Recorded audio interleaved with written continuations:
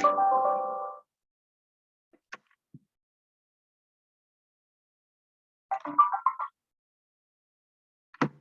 evening and welcome, ladies and gentlemen. Thank you for joining us for the College of Agriculture, Engineering and Sciences monthly alumni series, where you get to meet UKZN graduates. I'm your host, Ndlovu. Please note that this event will be recorded, so please keep your mic muted, have your Zoom on speaker view, and post any questions that you have on the chat.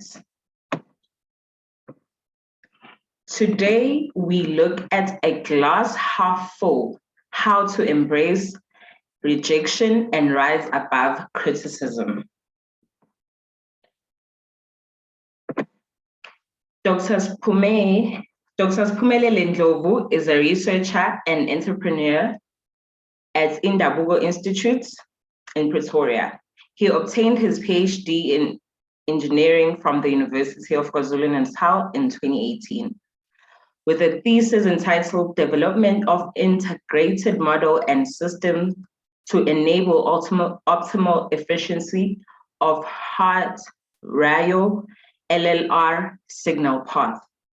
He is currently working on several projects at Indabuko, focusing on energy storage technology solutions. Ndlovu received numerous awards for his work, including the selection to be among the top 400 young scientists across the globe to participate in the Lindau Nobel Laureate meeting in 2018, receiving the Technology and Human Resource for Industry Program grant in 2018, and the Mail and Guardian 200 Young South Africans in 2019, and many more. It is safe to say Dr. Sphumelele Ndlovu is a young scientist on the rise. He has accomplished a great deal in a short time and shows no signs of slowing down. Ladies and gentlemen, please let's give a warm welcome with your mics muted to our guest speaker today, Dr. Sphumelele Ndlovu. Please unmute yourself and turn on your video.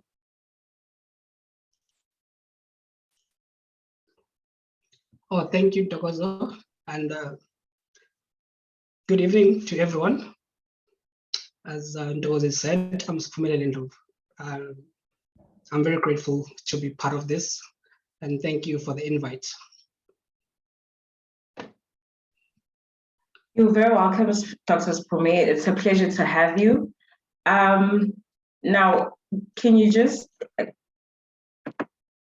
give our audience and maybe tell us more on this topic today? How do we embrace rejection and rise above criticism? Because clearly your history or your path shows that you've had to deal with a few doors being closed for you.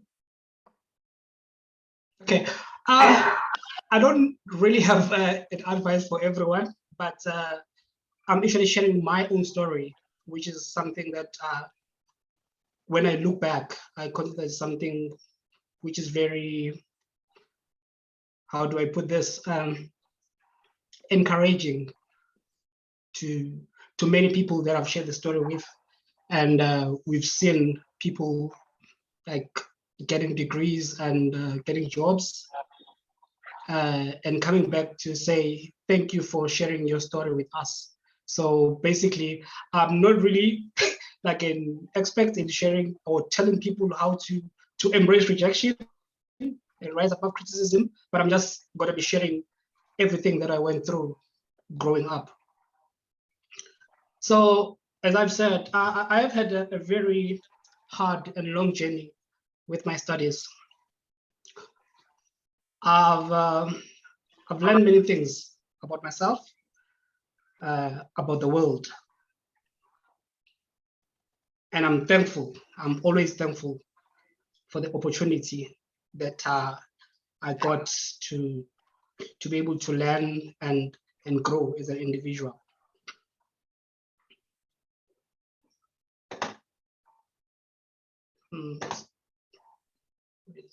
Okay.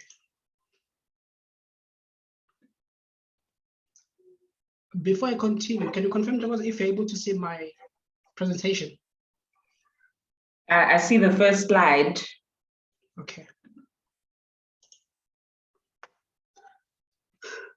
As I've said that I'm sharing my story, I started school at a rural place outside Pietermaritzburg called Emaswazini. That is where everything was taught in isiZulu, even English itself.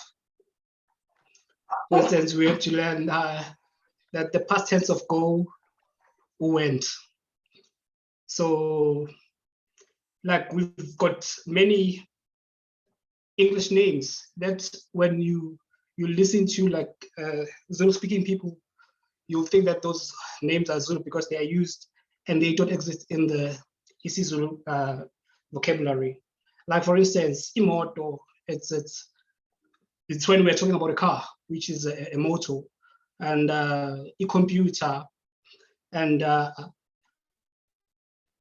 in a way that you all agree with me that even Steve Jobs stole his brand name for his expensive phone from Zulu-speaking people because of the I that we always introduce to the name that we don't understand.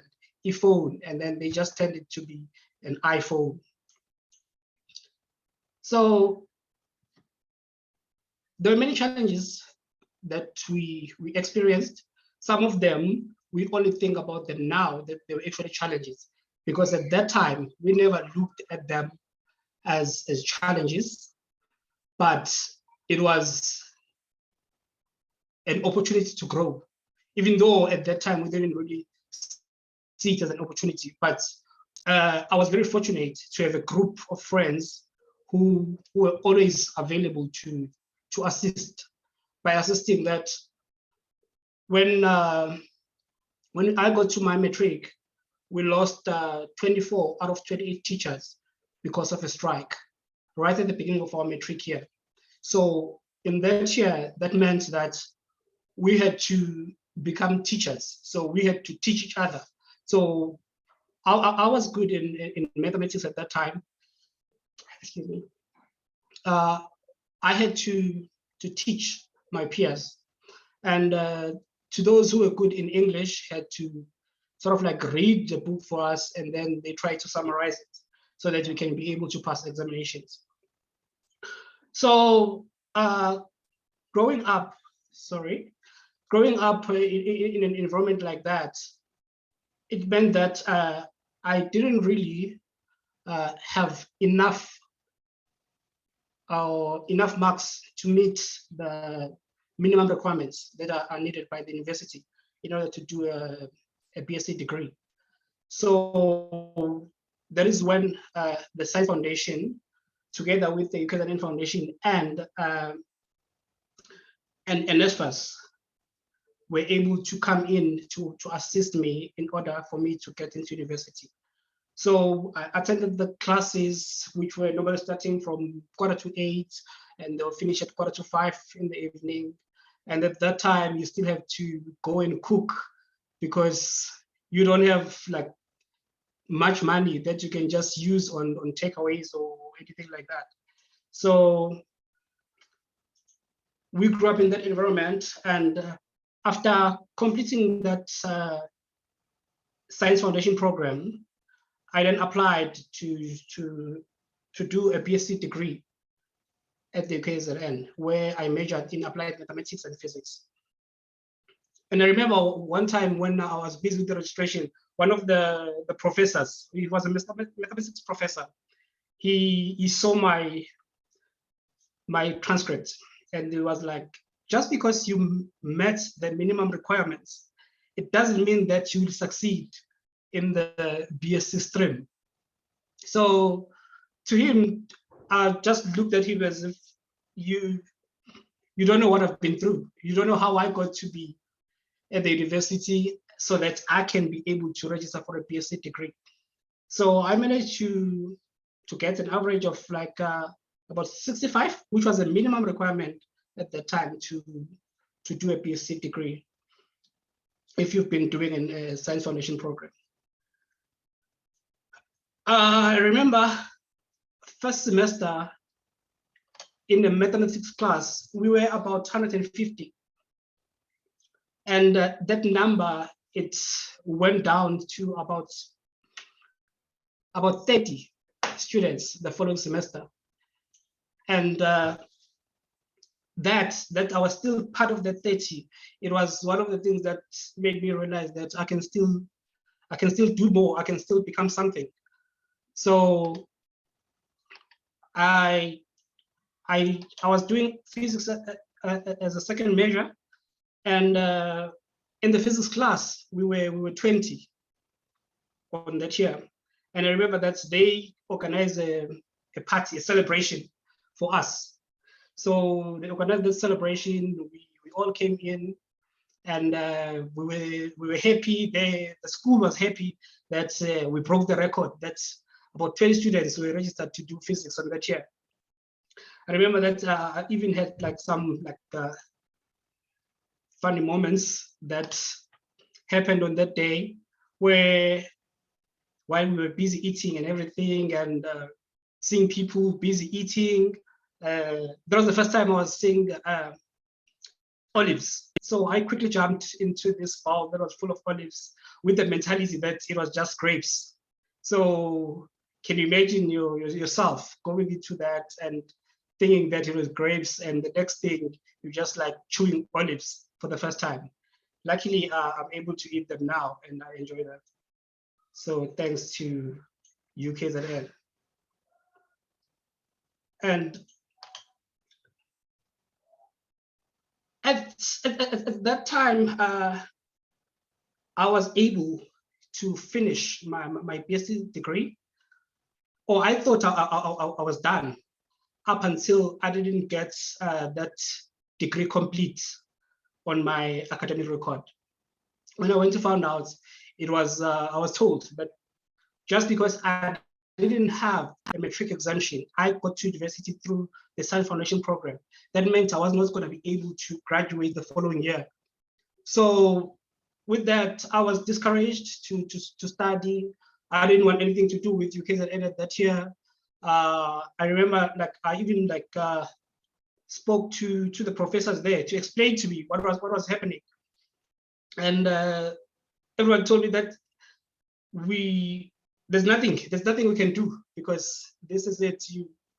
You don't have enough credits because of your matric exemption. So that meant that I couldn't graduate with the friends that I started university with. And at that time, I was convinced that the university just didn't want to see people like me graduating on record time. So I felt that I was just disturbing the status quo of the university. But at the same time, I was like, you know what, let me just go and look for a job. And I started working as a teacher.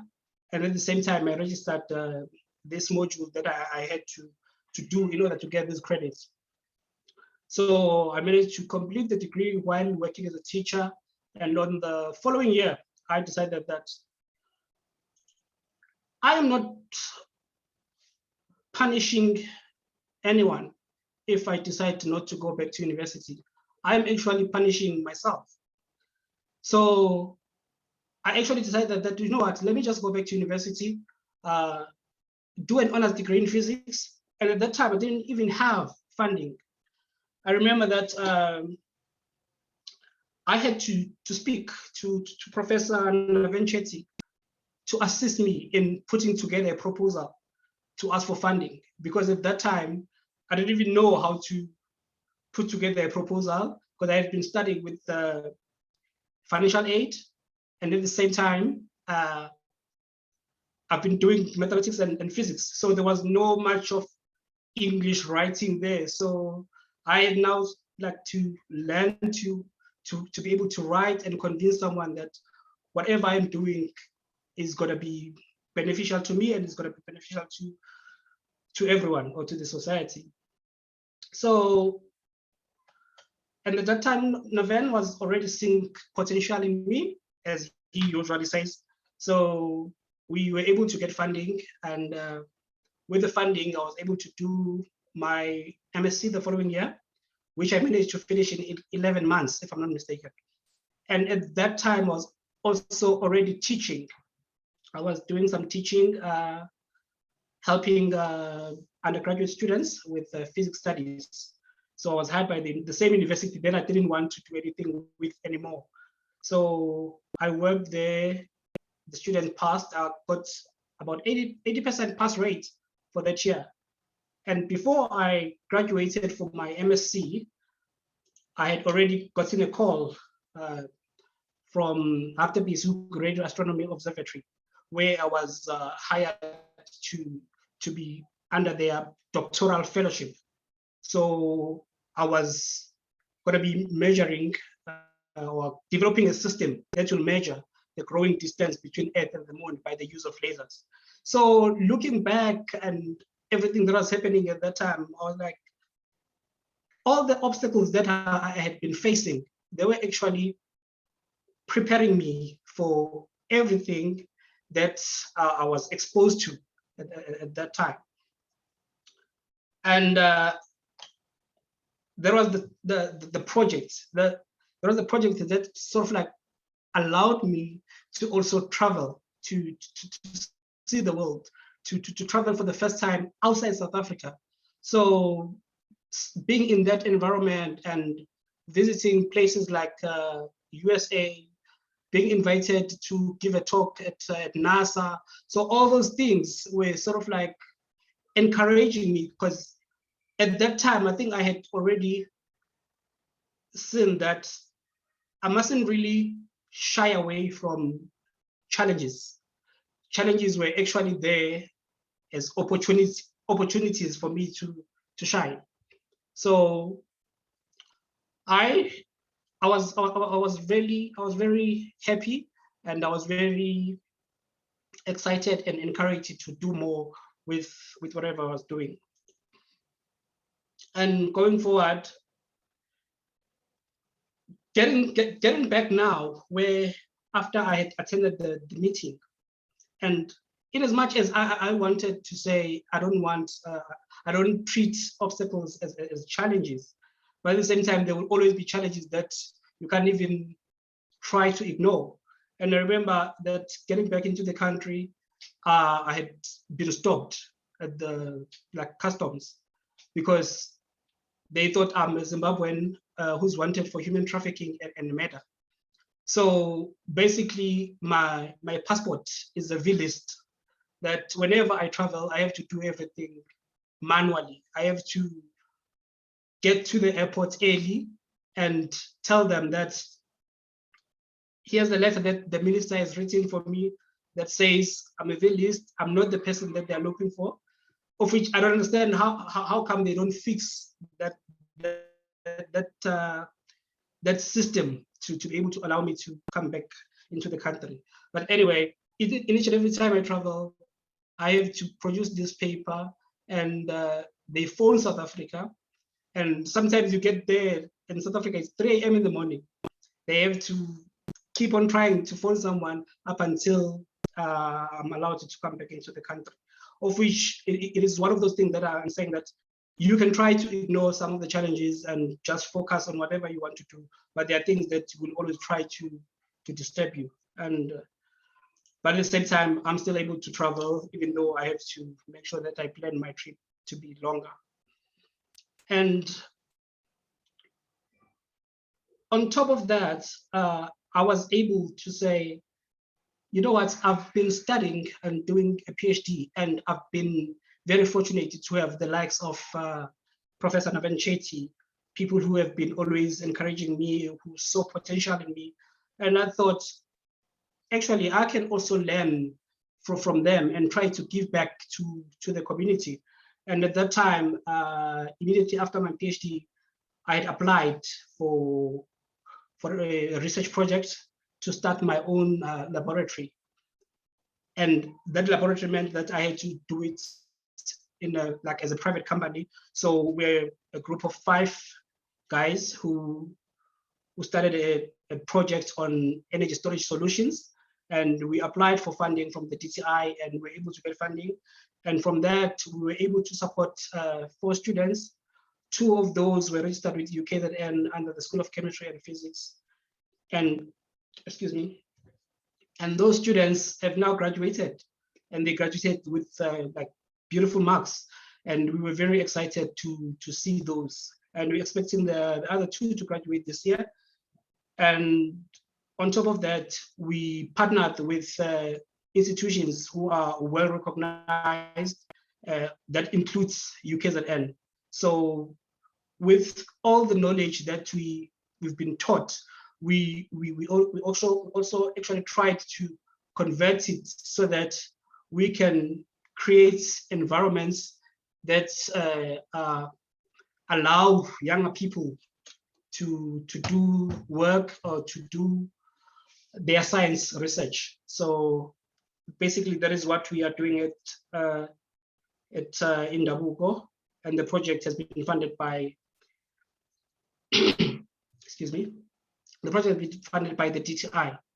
So this is a project that came immediately after our selection to participate in the Lindau Nobel Laureates meeting in 2016, of which one of the directors that we work with now was Luyanda, a guy that I met when we were invited for an interview at SABC. So we got to say, is there something that you can do together? Like, and at that time we found the other guys, and when we sat together, we were able to write a proposal, and we got funding. So basically, what I'm trying to say is that this story of mine is not really unique. Surely there are many people who have had to overcome great obstacles, or even much greater, in order to achieve their goals. So it is this kind of people that actually inspire me to continue working and never give up. I know that anything is possible. So if you put your mind in it, definitely you'll be able to achieve whatever you want. So I hope my story will inspire others, and thank you for having me. Okay, thank you very much for sharing that story. It was very inspirational, especially to me. I have a confession. I remember you from undergrad. You were one of the demonstrators when I was a student at UKZN. And I remember Prof. Chetty, I think he was running the physics department at that time. And what they don't tell you when you register at UKZN is that there's no off days for pracs. It was the first day university, and I had a physics prac that afternoon. And I think the first lecture was physics. Yo, I was so scared.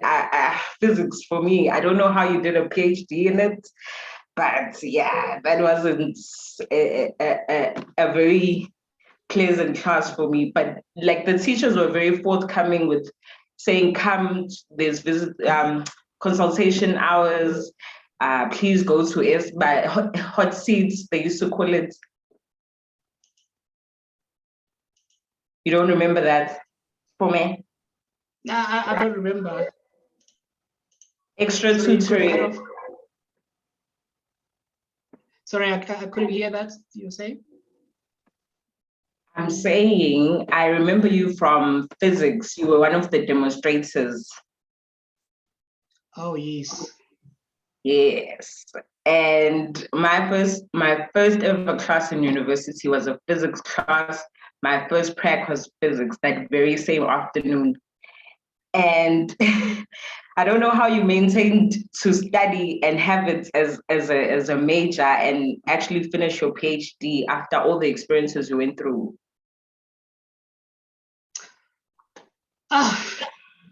Even myself, I don't know. I'm kidding. I think it was always about having a positive attitude towards everything that was happening.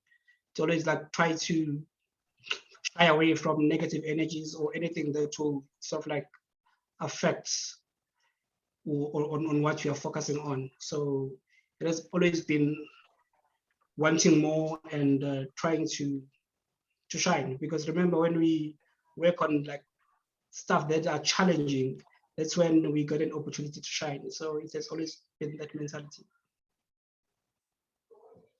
And you really showed that, because I think I would have been discouraged when I first, if I had to grow up like you did. I don't think I would have survived. And I know the schools that teach English and Zulu. I came from that school too. And when you're doing corrections, they call it ubulungisa. Asilungiseni, but it's English first. So yeah, Sphumelele, you went through a lot. Now, audience, please note that you are welcome to post any questions you may have for Dr. Sphumelele on the chat. Oh, here's a question from Lebohang Tebohobel. Dr. Ndlovu, inspiration to many young people, including us, his friends and colleagues. Dr. Ndlovu, can you please tell the people what was your main source of motivation? I think I'll just be honest that it has always been like the motivation of trying to change the situation from home, because I grew up, my mom selling chickens in order to support me and my brother. So growing up with that mentality, and at the same time with her always telling us that we would study. So all those things, even though like looking at her and thinking that where is this woman going to get money to help her study, but at the same time trying to learn or ask for help from people. Or because I know with going to UKZN, I didn't really know much about UKZN up until my friend told me to come and present my certificate and find out if the university will allow me. I only applied after I had presented my certificate to UKZN. They said, no, it's fine. We can allow you to study for SFP. Because before then, I always had the mentality that I'll just go to a technicon at that time, University of Technology, to go and do a diploma, finish in less than 3 years, and then try to go and look for a job. And without realizing that it's education or trying to grow, it's more than just finishing school and looking for a job. So yeah, it has always been a motivation that I got from home, trying to change the situation.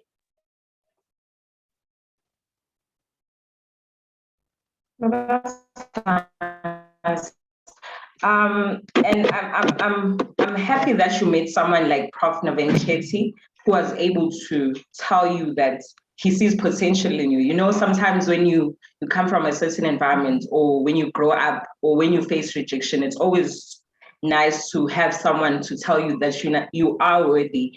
You do have potential. You just need a little help.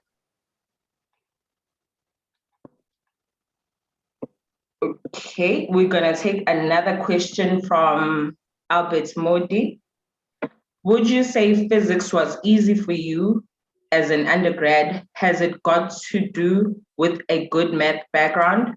Also, what was the most challenging subject module as an undergrad, and why? Well, I would say that physics was a bit difficult, but it was not physics itself that was really a problem. Okay, in my case, it was because of getting to an environment now where you are taught everything in English, and you've been coming from an environment where everything was just taught in isiZulu, and at the same time we were just teaching each other as young people. So I wouldn't necessarily pin it on physics being difficult as a subject, but I would say in my case, the reasons why it was a bit difficult, it was because of my background. And I'm just trying to read the second question. The second part was, what was the most difficult subject and why? From your undergrad. From my undergrad. Okay. Yeah. Okay. There was one about the correlation between mathematics background and physics.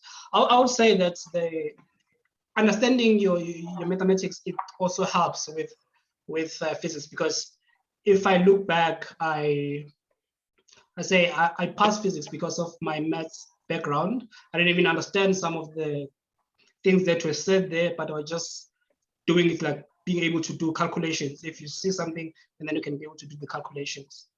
So my most challenging subject, which was also like linked to my poor English, if I can put it that way, it was biology, because it was one subject that I got 50 on the dot, and I was like, I'm done. And yeah, because in our SFP year, we had to do, excuse me, we had to do all the science subjects. So biology was one of the difficult subjects for me. Okay. Yeah, the questions are coming in now. We have another question from Tembiso Vumisa. We are indeed inspired, Dr. Ndlovu. My question is, how did you manage to make it to the 20 physics second semester students while you were facing so many problems? And what was your motivation from your teaching job? Okay. As I've said, that it was just through, because one of the things that I can say, I think I can safely say now, that I was good in understanding how to use equations. You give me an equation, I wouldn't even understand the paragraph, but I'll know where your measurements or your quantities will go. So it was one of the things that really helped me to be able to make it into the 20 students the following year. I mean, the following semester. So it was just like playing with equations and formulas.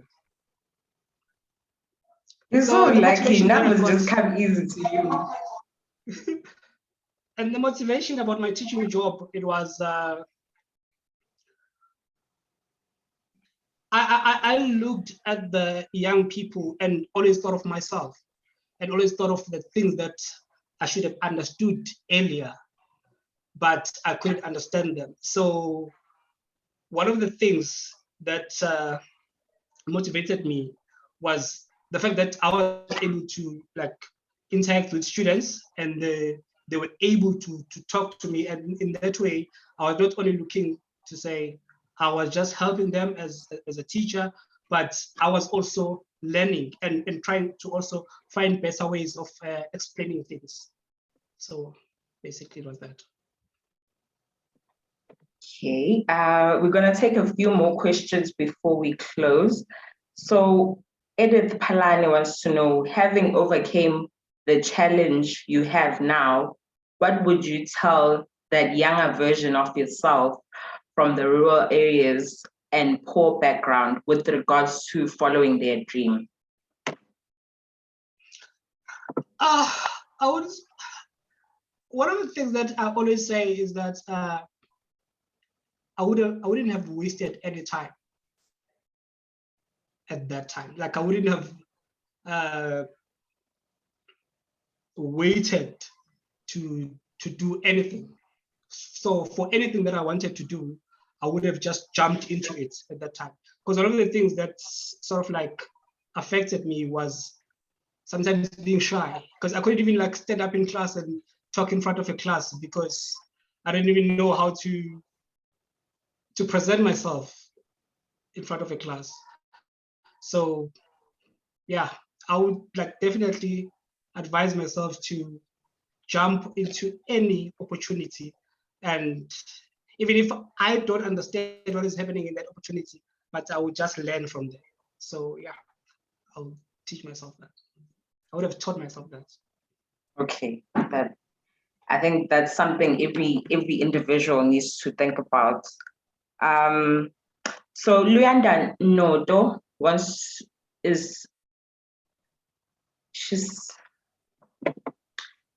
thank you, Sphumelele. I think your background is typically that of a Black child who has to travel 2 hours and cross rivers to get to school.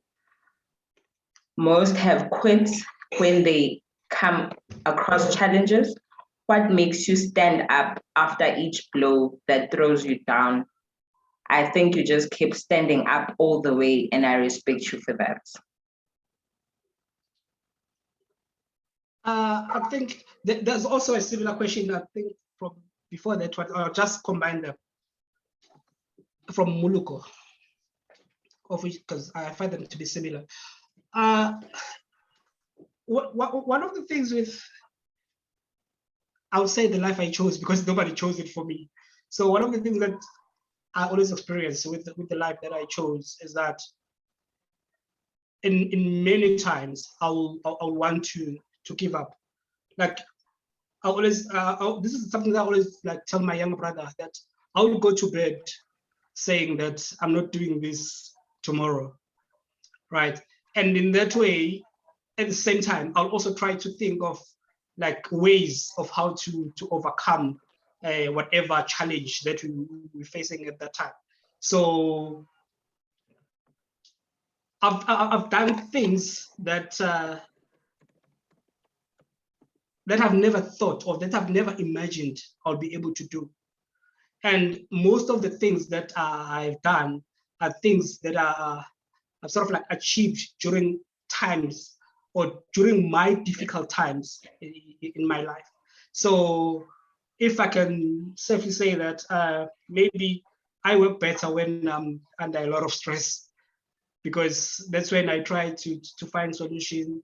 And also, most important thing that I always try to do is to seek help, because I'm one person who's not shy to go to someone else and say, you know what, I'm stuck here. How do I get out of this?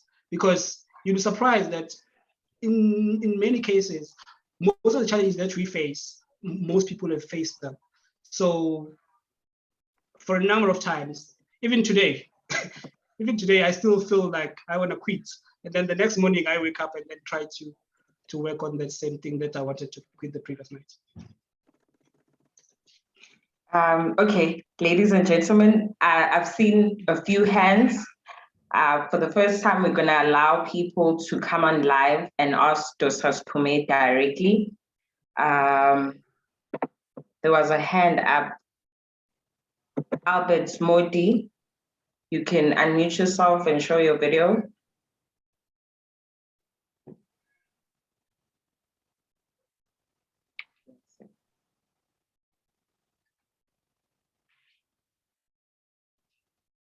Okay, let's just take another question from the chat.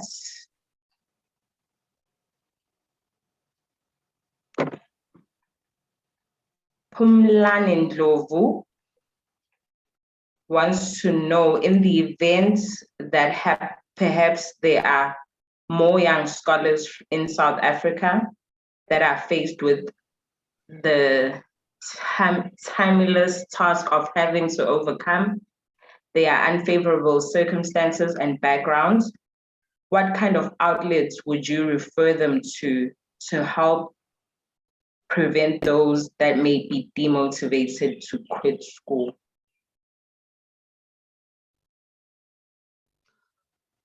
I'm not sure if I'm the right person, because I really don't know in terms of motivating someone, because it feels as if you're forcing that person to do something that they don't want.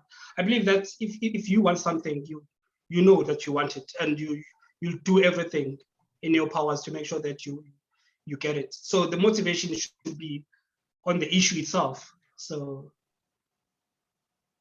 yeah. Here's an interesting question. Tabile Zondi wants to know, what do you think may be done by institutions of higher education to mitigate the language barrier challenges?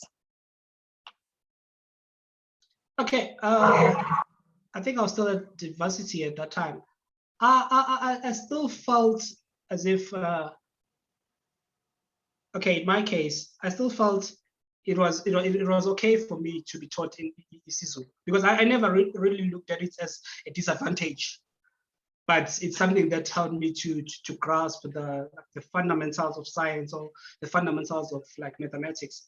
And even though when someone was talking to me in a different language, I wouldn't understand that person. So I'm not really sure about the language barrier that many students face, but in my case, I feel that we need a language to like that you can all use to communicate to each other.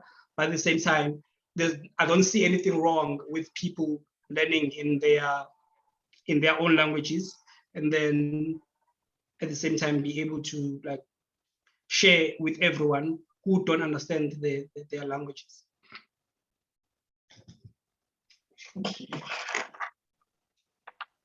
Yours, for me, I wish I could be you, just done with my degrees, because I want to have a PhD, but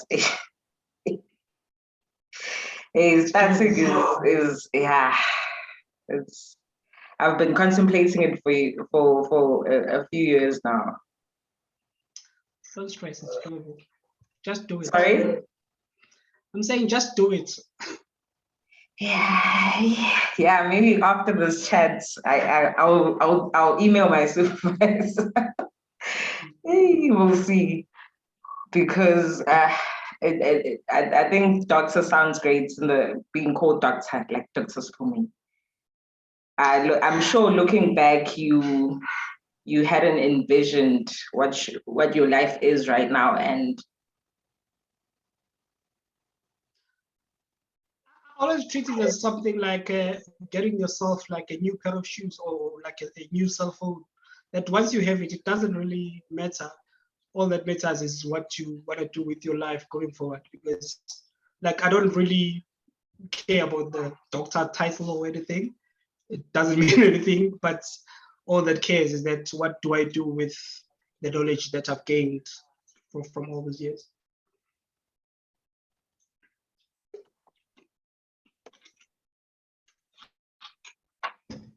okay.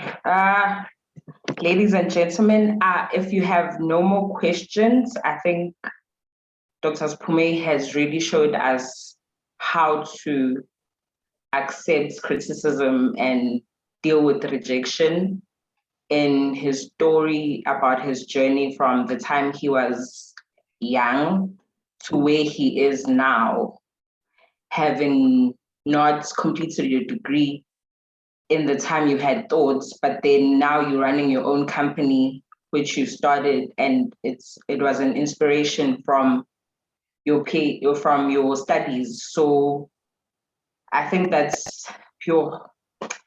Not a lot of people can say that, and I hope the audience has gained a lot through your experience. And you didn't tell the audience that you're an author, that you have a book. Well, I'm supposed to say.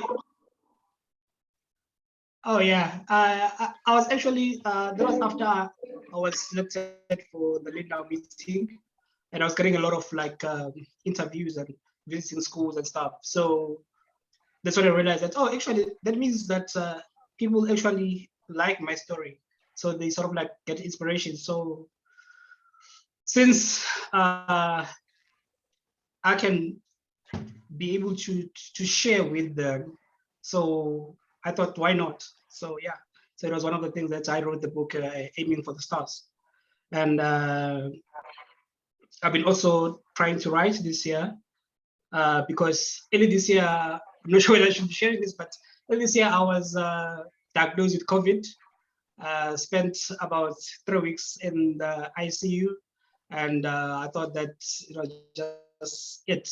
And I stayed on oxygen for like 4 months, even after hospital. And I was lucky that I think it started in June this year. That's when I was off oxygen. But yeah, and one of the things that I was trying to do while also in the hospital was to just try to do something, and then try to write. So yeah, there will be some more books coming in the future. Hey, thank you for that. So if you were inspired by Dr. Sphumelele, he has a book, Aiming for the Stars. Look for it, buy it, maybe buy it for someone else who may need inspiration, because it's all about building the people around you as much as you build yourself. Any last words, Doctor?